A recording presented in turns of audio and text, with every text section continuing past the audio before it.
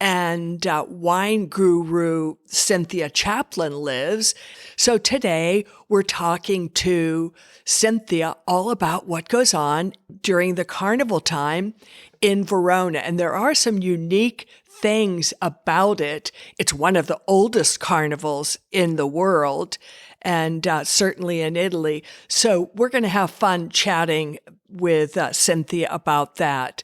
Now, I wanted to let you know that in my Substack newsletter, there's all kinds of great recipes and a fascinating tidbit of information about a centuries and centuries old jewelry maker right there in Lucca, and it's still owned and operated by the same family. So you'll want to have a listen to that, plus a couple of really traditional recipes you need to know about from Lucca.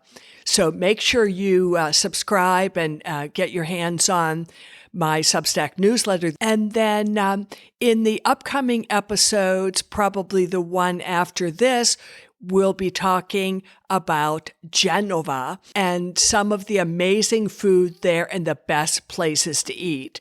So if you head up to the Cinque Terre or other areas up there in the north of Rome along the coast, this is the podcast episode to listen to find out all about the places to go and eat, street food and markets included. So that's what's coming up in the next few episodes. So now let's have a chat with Cynthia. Here we are with Cynthia Chaplin, and we're all ready to talk about the carnival in Verona. And as I was saying before, Verona is another place that does incredible carnival. In fact, it's one of the oldest in Italy. If you're thinking about avoiding the chaos and crowds of Venice, it's a great nearby alternative. And I just became aware that Verona's a great place for carnival. So start us off and give us the lowdown. Sure. Well, Verona Carnival, as you said, is one of the oldest. The start date that they claim is 1531, but it probably goes back to the 1200s. There was a big battle between the Ghibellines and the Guelphs. The Ghibellines were the Verona side, and they won. So there was a big proclamation on the tomb of King Pepin in San Zeno in Verona.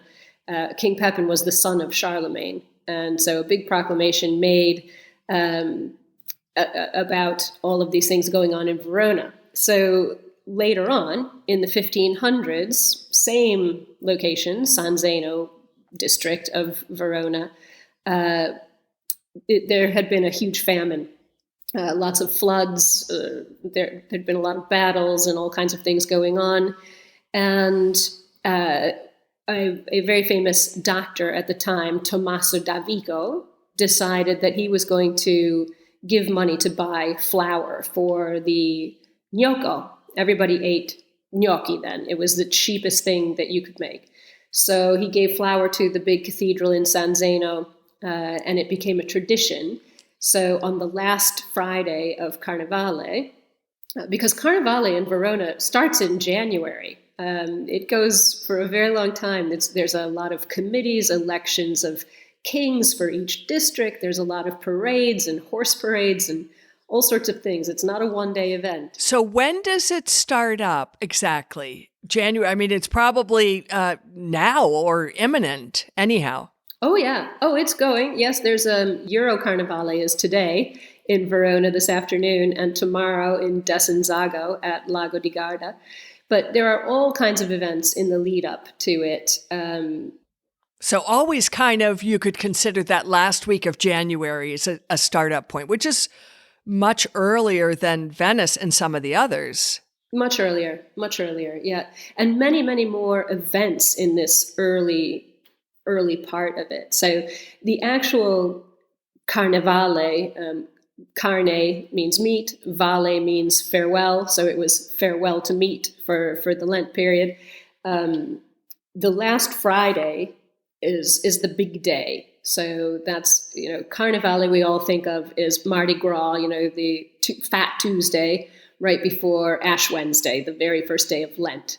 In Verona, the big day is the Friday before, not the Tuesday. This has to do with this whole famous Tommaso da Vico. They call it Venerdì Gnoccolar, or the Bacchanal of gnocco. So if we think back, historically, all of these religious festivals go way back to Greeks and Romans. So we're looking at a period of time that is really based on the big drunken orgies of the Saturnalia way, way back. So they call this last Friday of the Carnivale the Bacchanal of the gnocco. So everybody has gnocchi and wine. The church in San Zeno gives out gnocchi and wine. Oh, nice. Because, Tommaso da Vico left a legacy in his will to the church that on the last Friday of Carnivale, the church should dispense free gnocchi and wine to the people. So this has been going on since the 1500s. But it has now turned into this giant festival. There is the Papa del Gnocco, the king of the gnocchi, gets elected, and he's this big, huge figure. Is that the one that goes in the parade holding a big fork with a gnocco on it? Yes, yeah. Exactly. He's called the Papa del Gnocco.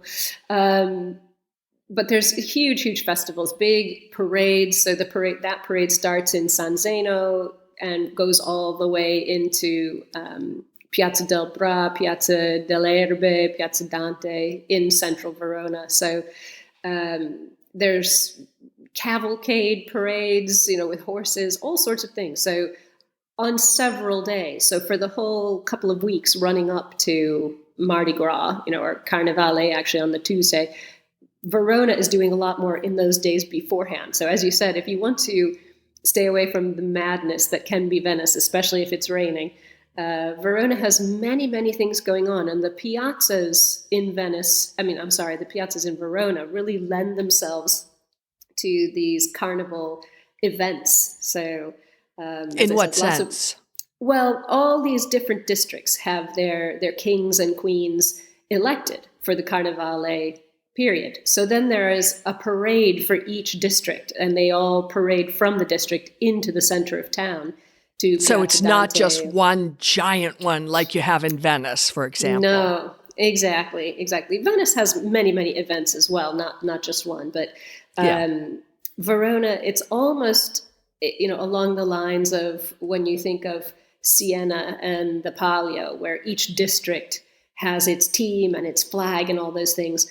Verona is very similar to that for Carnivale. Each district has its king, its queen, its parade that leaves from the district and arrives into the center of Verona on different days during the Carnivale period. So we are experiencing beautiful weather in Verona right now. It's very, very cold, but clear and crisp and sunny. Nice. Normally it's foggy and damp this time of year in Verona, but it's absolutely glorious. Hard, frosty mornings and bright, clear blue sky and sunshine. So wonderful for all these parades. So do these districts compete with one another, or they're just kind of not like Palio in that sense? No, it's not a competition. It's I think it's just each district has its own way of celebrating. And of course, when you think back to the origin of this, during starvation and famine and even plague times, all of these districts were very separate from one another and, weren't traveling outside of their district because they couldn't. So I think each district really has its own personality and sort of spirit and anima, as you say. And so it's not a competition. They each sort of celebrate in their own way. But they do all end up in a central place at Piazza Bra where the arena is. So that's the weekend before Mardi Gras is quite a sight in Piazza Bra at the arena in Verona.